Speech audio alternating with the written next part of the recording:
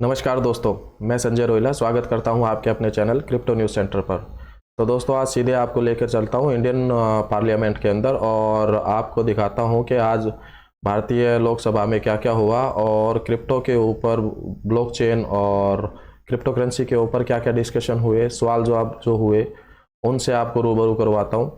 तो सीधे आपको लेकर चलता हूं वीडियो के ऊपर और देखना शुरू कीजिए वीडियो। अब आप ये आरबीआई ने इस क्रिप्टो को इलीगल टेंडर माना है और आरबीआई के गवर्नर का लगातार स्टेटमेंट आ रहा है। अभी 2-3 दिन पहले भी कहा कि ट्यूलिप मैनिया और इलीगल टेंडर के तौर पर यह क्रिप्टो है। G20 में वो लगातार इसकी बात कर रहे हैं और जो आपने कहा अपने उत्तर में कि ये मैक्सिमम डार्कनेट पर। मेरा स्पेसिफिक 2 प्रश्न है।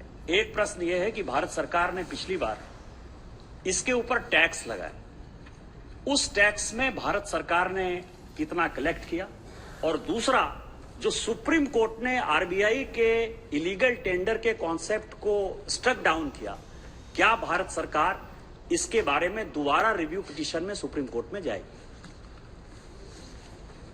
सर, इसमें एक ऑनरेबल मेंबर ने 2-3 विषय इसमें जोड़ा है जो अलग अलग नजरिया से हम देखना है और जवाब भी देना है। Although the issue is somewhere connected. Sir, supreme court का आदेश एक विषय है, उसके ऊपर विस्तार से हम चर्चा कर सकते हैं। हमने जब टैक्स लगाया, ट्रांसैक्शन के ऊपर लगाया, जो क्रिप्टो एसेट्स क्रिएट करते हैं उसको सेल करते हैं, कोई और इसको खरीदते हैं, उस ट्रांसैक्शन के ऊपर हमने टैक्स किया, वो भी टीडीएस है।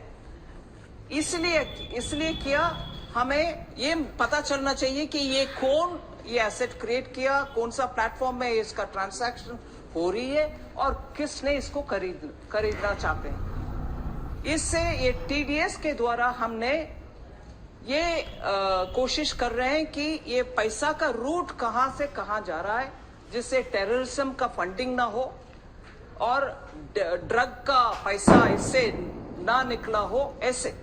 सो टीडीएस का ऑब्जेक्टिव ये था कि मनी ट्रेल को ट्रेस करें। नया टैक्स नहीं लगाया, उन व्यक्ति उनको अगर उनके टैक्स रिटर्न्स में इसको रिकंसाइल कर सकते हैं, वो कर भी सकते हैं। वो विषय एक है टीडीएस के ऊपर। दूसरा, हमने सुप्रीम कोर्ट एक मामला आपने उठाया, टैक्स जो हमने लगाया इसके ऊपर।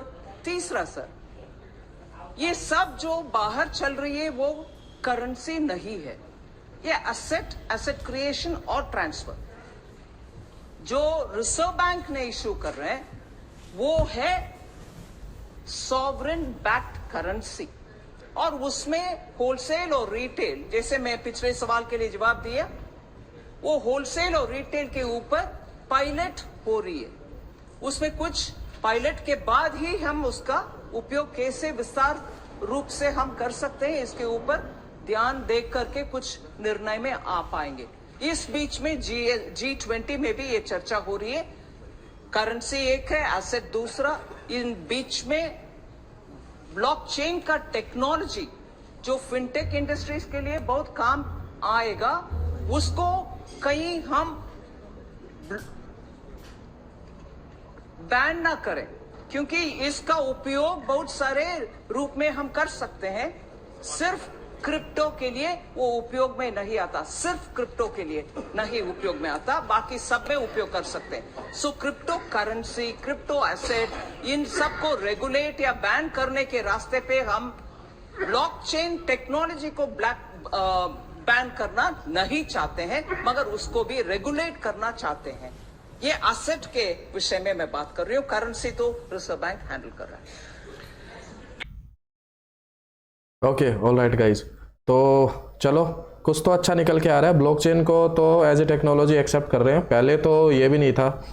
और आगे धीरे धीरे जैसे जैसे चीज़ें स्मूथ होती जाएंगी, चीज़ें क्लियर होती जाएंगी, तो चीज़ें और भी शायद ठीक होती चली जाएंगी। अच्छा, सवाल जवाबों का सिलसिला यहीं पे ख़त्म नहीं हुआ, और भी आगे चल रहा है। वो वीडियो भी मैं आपको दिखा देता हूँ, then will move on. Speaker, sir.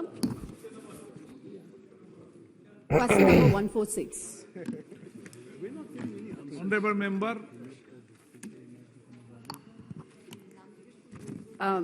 Thank you, Madam Finance Minister, for giving an elaborate answer in the answer sheet.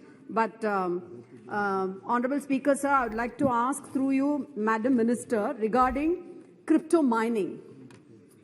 Madam Minister has also made a statement that she will be chairing meetings under G20 presidency to explore crypto regulations.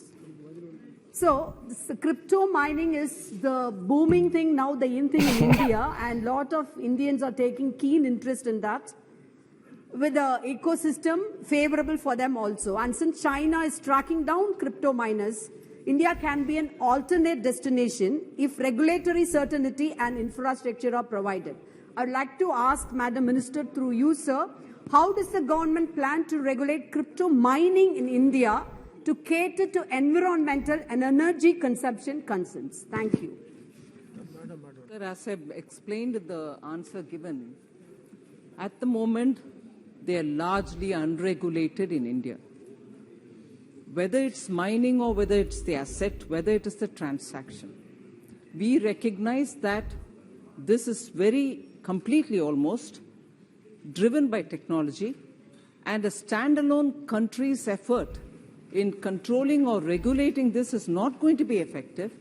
And there is now an evolving consensus, and that is why in the G20 we are raising this issue and having detailed discussion with the members so that a standard operating protocol emerges after the discussions in the G20, so that there is a coherent, comprehensive, all countries working together kind of a approach in bringing some regulation into this, whether it is mining, whether it is transacting, and therefore all this is being looked at comprehensively, because technologies don't brook any borders. They can get activated in one area where you control, where you're not controlling, as opposed to the area where you're controlling. So we are working together to get a collective SOP on it. All right दोस्तों, तो ये कुछ सवाल जवाब थे जो आज लोकसभा में पूछे गए ऑनरेबल मेंबर्स के द्वारा finance minister of India Nirmala Sitharaman ji से। तो मैं कोई अपने टेक नहीं देने वाला हूँ इसके ऊपर। मैं चाहता हूँ कि आज आप अपने टेक दे के आपने पूरे कन्वर्सेशन सुनी, देखी, आपने सारे सवाल भी सुने और देखे भी और उनके जवाब भी सुने। तो आपको क्या लगता है, इसका क्या टेक आने वाला है, या क्या ये खबर पॉजिटिव है या नेगेटिव है? कमेंट सेक्शन में कमेंट करके ज़रूर बताएं। वीडियो को लाइक ज़रूर करें और प्लीज़ चैनल को सब्सक्राइब ज़रूर करें। मिलते हैं अगले वीडियो में, तब तक के लिए नमस्कार।